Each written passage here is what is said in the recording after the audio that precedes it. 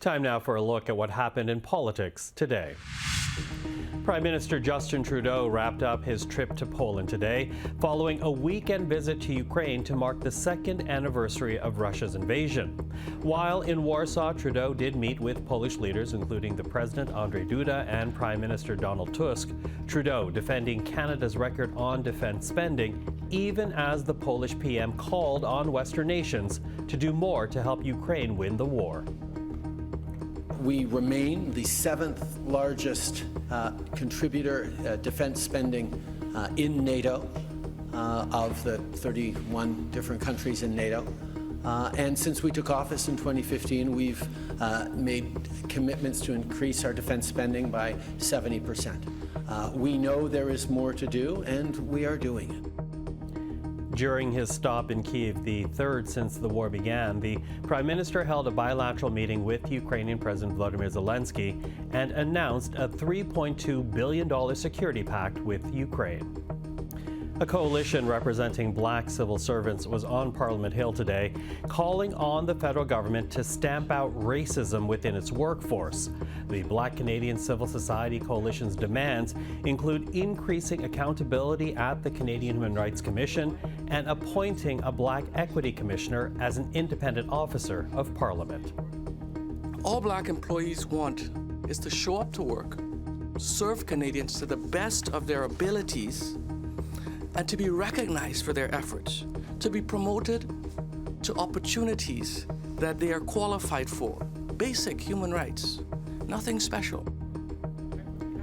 Among the advocacy organizations leading the charge is a group representing black public service workers in a $2.5 billion lawsuit against the federal government for alleged systemic discrimination.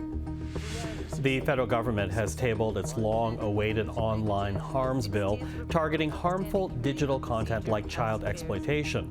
The bill proposes amendments to the Criminal Code and the Canadian Human Rights Act, as well as laws regarding the mandatory reporting of internet child pornography.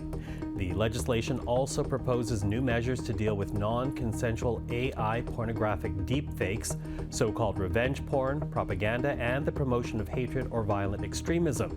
The government says it also wants to create a new digital safety ombudsperson.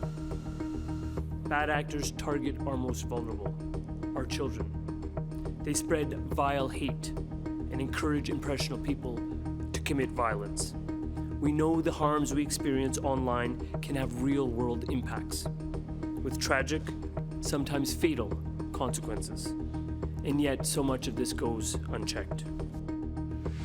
And finally tonight, the government House Leader has introduced a procedural motion in the House of Commons. Now, if passed, it would give cabinet ministers the authority to ask the Speaker to extend sitting hours as long as they have the approval of another House Leader. The proposed changes would also establish protocols to prevent opposition parties from forcing marathon votes in the House. Steve McKinnon says the move would end obstruction tactics in Parliament from opposition parties and help the government pass critical legislation before the summer recess.